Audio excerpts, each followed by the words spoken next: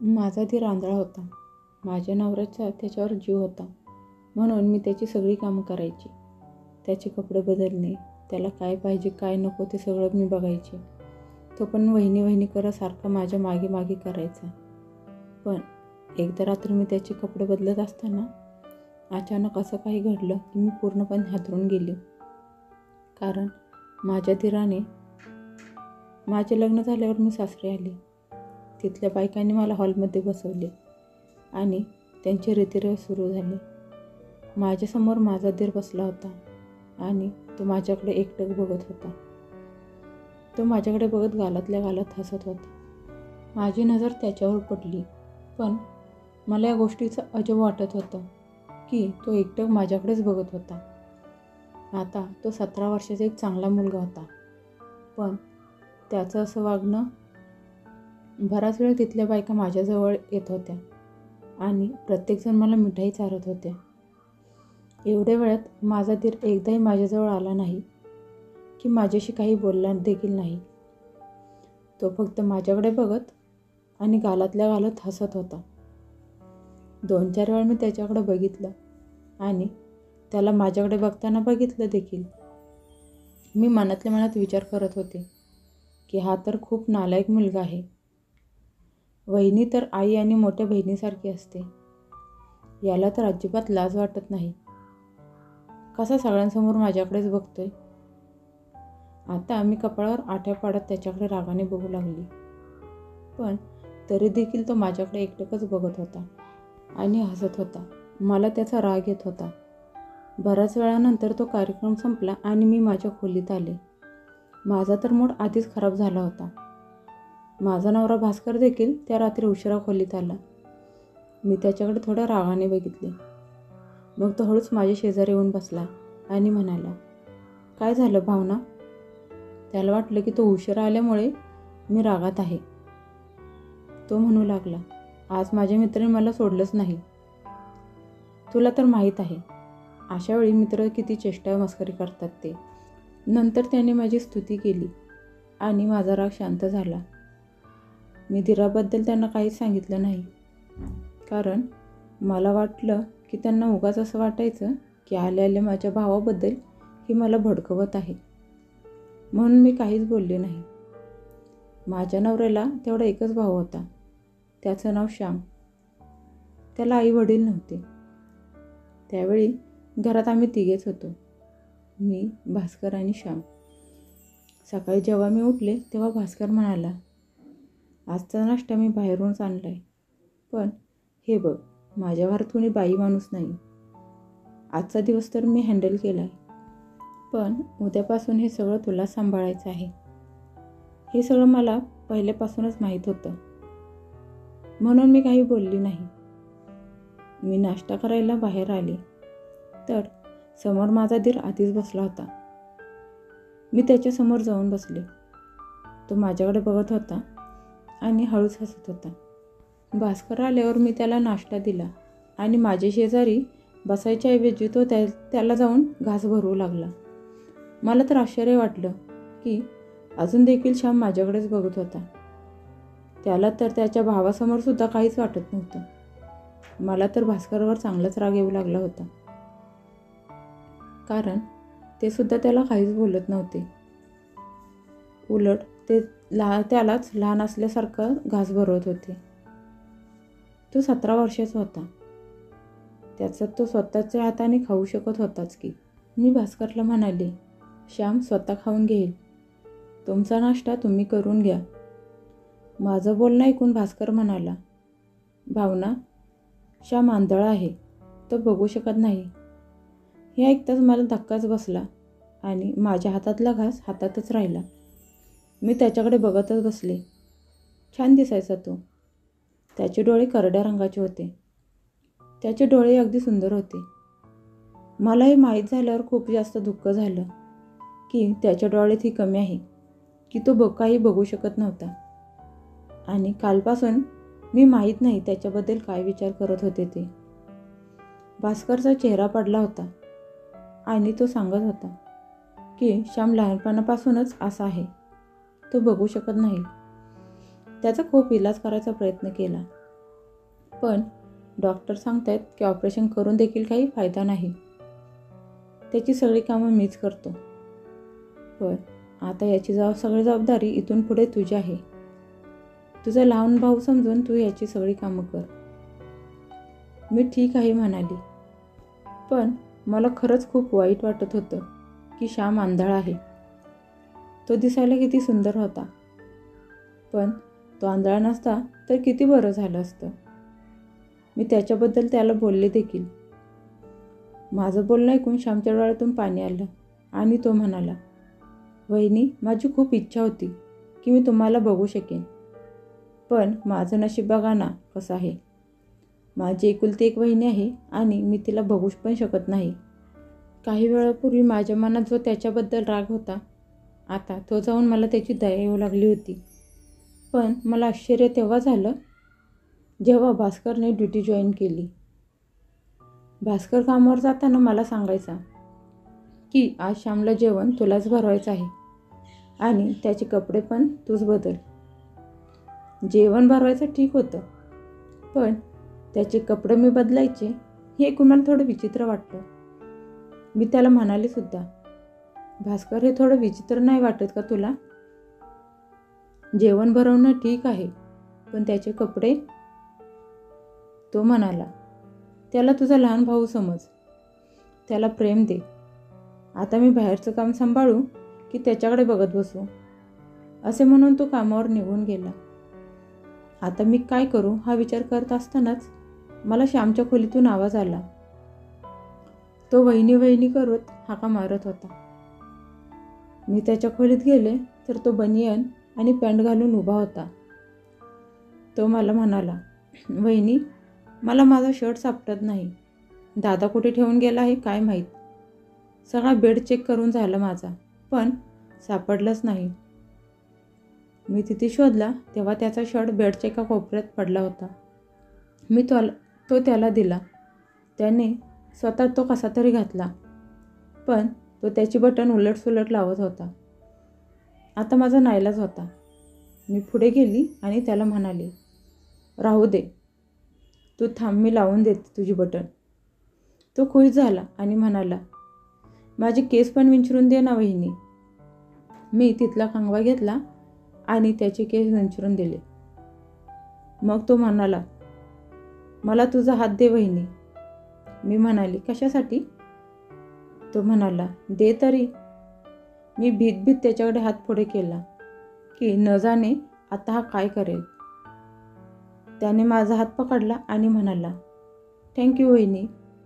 असे बोलून त्याने माझा हात सोडून दिला. तो म्हणाला, वहिनी, मी तुला बघू तर शकत नाही, पण तुला फील करू शकतो. म्हणून मी तुझा हात पकडून फील करत होतो की वहिनी कशी असते. मला तर माझ्या आईचं प्रेम देखील मिळालं नाही. मी खूप लहान असतानाच माझी आई वारली आणि आत्ता 2 वर्षापूर्वी माझे बाबा पण वारले.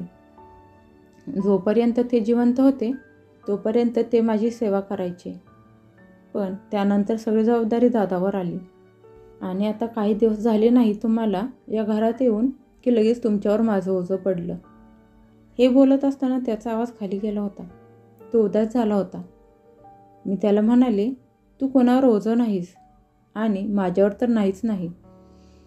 माझं बोलणं ऐकून तो हसू लागला आणि म्हणाला, वहिनी, तुम्ही खरंच खूप चांगले आहात. माझी एवढी काळजी घेता. पण नंतर जसा वेळ पुढे जाऊ लागला माझ्या दिराचं श्यामचं वागणं थोडं बदलू लागलं. तो माझी खूपच खुलून राहू लागला.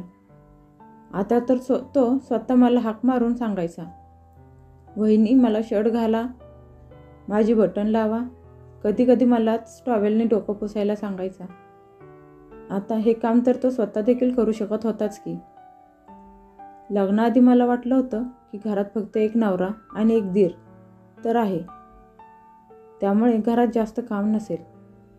पण मी या श्याममुळे तर घनचक्कर बनून राहिली होती. कधी कधी मी किचनमध्ये भांडी धुवत असताना त्याच्या वहिनी वहिनी आवाज यायचा, म्हणून मी त्याच्या खोलीत जायचे तर तो हसत असायचा. त्याच्या हातात मोबाईल असायचा आणि तो म्हणायचा, वहिनी, माझ्यासोबत बसून हे गाणं तर ऐका, किती छान आहे. तो बघू शकत नव्हता, पण ऐकू शकत होता. म्हणून तो मोबाईलवर गाणी आणि स्टोरी ऐकायचा. मी त्याला म्हणायचे की तू ऐकत आहेस तर शांत बसून ऐक. मला हे सांग की मी किचनमधली कामं आवरू का जेवण बनवू की तुझ्या शेजारी बसून गाणी ऐकू. मी खूप प्रेमाने त्याला समजावून सांगितलं होतं की माझ्यावर या घराची जबाबदारी आहे. तो हसायला लागला आणि म्हणाला, तुम्ही माझ्या शेजारी बसून ही गाणी ऐका, तुमचा मूड पण छान होईल. कामाचं काय, काम कधी संपतं का. मी त्याच्या शेजारी बसले आणि त्याला विचारलं, बरं मला सांग की तुला भूक लागल्यावर काय खायला देऊ. तो हसत म्हणाला, तुझं डोकं खाईन की. मी त्याला हळूच रागावत म्हणाले, आता मला आवाज देऊ नकोस, मला खूप काम आहेत. भास्करने मला बिर्याणी बनवायला सांगितलं आहे आणि तुला पण ती आवडते ना. पण तुला कुठं माहीत आहे किती बनवायला किती वेळ लागतो ते. त्यात एवढं गरम होते की किचनमध्ये उभी पण राहू शकत नाही. असं बोलून मी तिथून निघून आली. काही तास गेले मला स्वयंपाक बनवण्यात. बिर्याणी तयार झाली होती. मी खूप थकले होते. बाहेर आले तर सगळं घर अस्वच्छ झालं होतं. म्हणून मी घर स्वच्छ करून घेतलं आणि विचार केला की लागली श्यामची रूम पण साफ करून घ्यावी. पण मी त्याच्या खोलीत गेले आणि बघितलं तर तो स्वतः हळूहळू हाताने चेक करत त्याची रूम ठीकठाक करत होता. तो एका कपड्याने पुसत होता. हे बघून मी हसत त्याला म्हणाले, हे तू काय करतोयस. तू आराम कर, थकशील. असे म्हणून मी त्याच्या हातातला कपडा घेतला तर तो म्हणाला, वहिनी तुम्ही थांबा, मी करतो. दादाने सगळी कामं तुमच्यावर टाकली आहेत. तुम्ही असं करत जा. लहान सहान कामं जी मी करू शकतो ती मला सांगत जा, मी ती करीन. तो खूप काळजीने बोलत होता. मी त्याचा हात पकडला आणि त्याला बसत म्हणाले, काही काळजी करायची गरज नाही. तू आरामात बस, मी करते. तू फक्त मोबाईल ऐकत राहा. असं म्हणत मी त्याला सोफ्यावर बसवला आणि मोबाईलमध्ये एक स्टोरी लावून त्याच्या हातात दिला. पण त्याने मोबाईल सोबतच माझा हात पकडला आणि त्याची शेजारी बसवत तो म्हणाला, तुम्ही पण माझ्या शेजारी बसा, खूप केलीत कामं. त्याने माझा हात जोरात पकडला होता. मी त्याला म्हणाले, श्याम हे काय करतोस, सोड माझा हात. संध्याकाळ होत आली आहे, मला अजून चहा बनवायचा आहे. तू सांग, चहासोबत तुला काय देऊ. तो म्हणाला, मला काही नको, मला फक्त तुम्ही किचनमध्ये घेऊन चला आणि सांगा की चहा कसा बनवायचा तो. मी म्हणाले, तू माझी काळजी सोड. असे म्हणत मी त्याच्या हातातून माझा हात सोडवला. मग मी किचनमध्ये गेले आणि त्याच्यासाठी चहा बनवला. सोबतच थोडे चिप्स तळून दिले. मी त्याला चहा आणि चिप्स दिले. तो ते खाता खाता माझी स्तुती करत होता. मग एक दिवस असं काही घडलं ज्याची मी कल्पनाच केली नव्हती. सकाळपासूनच मला ताप होता, पण भास्करला तर माझी जणू जरासुद्धा काळजी नव्हती. त्याने मला औषध दिलं आणि तो निघून गेला. जाताना एवढंच म्हणाला, हे बघ, तू आजारी पडत जाऊ नकोस. माझ्या घराची अवस्था बिकट होऊन जाते. आता तू फटाफट औषध घे आणि जेवण घरातच बनव. कारण कामावर पण मला तेच खावं लागतं आणि घरी येऊन तर मी बाहेरचं काही खाऊ शकत नाही. त्याच्यासमोर तर मी म्हणाले की ठीक आहे, मी बनवते काहीतरी. पण नंतर औषध घेऊनसुद्धा माझा ताप कमी आलाच नाही. बहुतेक माझ्या घशात इन्फेक्शन झालं होतं. माझा घसा जाम झाला होता आणि दुखत पण होता. माझा ताप उतरण्याच्या ऐवजी आणखीनच वाढू लागला. मी माझ्या खोलीत बेशुद्ध पडल्यासारखी पडली होते. माझा दरवाजा वाजवला आणि माझा दीर श्याम आत आला. मी मोठ्या मुश्किलीने डोळे उघडून त्याच्याकडे बघितलं. तो चाचपडत माझ्या खोलीत आला होता. तो म्हणाला, वहिनी काय झालं, आज माझा नाश्ता पण दिला नाहीस. मला जोरात भूक लागली आहे. मी त्याला सांगितलं की मला ताप आलाय. माझे चहाने अजिबात उठवत नाही. मी नाश्ता कसा बनवणार. त्याला टेन्शन आलं. त्यानं मला विचारलं, तुम्ही पण नाश्ता केला नाहीत? मी म्हणाले, नाही, माझ्यात अजिबात त्राण नाही की मी उठून नाश्ता बनवू शकेल. तू एक काम कर, तुझ्या भास्कर दादाला फोन करून सांग की घरी लवकर या. माझ्याच्याने काही होणार नाही. माझं बोलणं ऐकलं आणि तो बाहेर गेला. काही वेळातच त्याच्या जोरजोरात ओरडण्याचा आवाज येऊ लागला. ते ऐकून मी एकदम उठून बसली. मला ताप आहे आणि मी आजारी आहे हे विसरून मी लगेच खोलीच्या बाहेर आली आणि तो आवाज किचनमधून येत होता.